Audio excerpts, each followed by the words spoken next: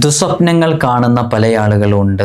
അത് കാരണമായിട്ട് ബാക്കിയുള്ള സമയം ഉറങ്ങാൻ സാധിക്കാത്തവർ പാമ്പ് പോലെയുള്ള പലതിനെയും സ്വപ്നത്തിൽ കണ്ട് അത് കടിക്കുന്നതായിട്ടും ഇഴഞ്ഞു പോകുന്നതായിട്ടൊക്കെ കണ്ട് ഇതെന്തോ വലിയ പ്രയാസങ്ങളും ബുദ്ധിമുട്ടുകളൊക്കെ വരുത്തി വെക്കും എന്നൊക്കെ കണ്ട് അതിൻ്റെ വ്യാഖ്യാനം എന്താണെന്നൊക്കെ ചോദിക്കുന്നവരുണ്ട്. നമ്മളിതുമായി ബന്ധപ്പെട്ട് മുമ്പൊരു വീഡിയോ ചെയ്തിട്ടുണ്ട്, ഒരു ലോങ് വീഡിയോ. സ്വപ്ന വ്യാഖ്യാനവുമായി ബന്ധപ്പെട്ട് നമ്മൾ മനസ്സിലാക്കേണ്ടിയിട്ടുള്ള പ്രധാനപ്പെട്ട ചില വിഷയങ്ങളൊക്കെ ഇതിൽ ഉൾക്കൊള്ളിച്ചിട്ടുണ്ട്. ആധികാരികമായി പറഞ്ഞൊരു വീഡിയോ ആണ്. ഇൻഷാ അല്ലാഹ് ഇന്ന് നമ്മൾ പറയുന്നതിനെക്കുറിച്ചൊന്നുമല്ല. ഇത്തരം ദുസ്വപ്നങ്ങളും നമ്മളെ പേടിപ്പെടുത്തുന്ന സ്വപ്നങ്ങളൊക്കെ കാണുമ്പോൾ നമ്മൾ ചെയ്യേണ്ട ചില ആദാബുകളും മര്യാദകളൊക്കെ ഉണ്ട്. ഹബീബായ സ്വല്ലല്ലാഹു അലൈഹി വസല്ലം തങ്ങൾ പഠിപ്പിച്ചത്, അത് ചൊല്ലേണ്ട ചില ദിക്റും എങ്ങനെയാണ് അതിൻ്റെ രീതികളൊക്കെ പറഞ്ഞിട്ടുണ്ടായിരുന്നു.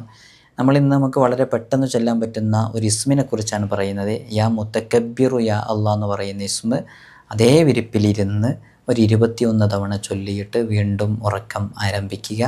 ഇൻഷാ അല്ലാഹ് അത്തരം ഷർറുകളെ തൊട്ടും പൈശാചികതയെ തൊട്ടൊക്കെ നമുക്ക് വലിയ കാവൽ ലഭിക്കപ്പെടും. അള്ളാഹു നമുക്ക് ഖൈറാത്തുകൾ നൽകി അനുഗ്രഹിക്കുമാറാകട്ടെ.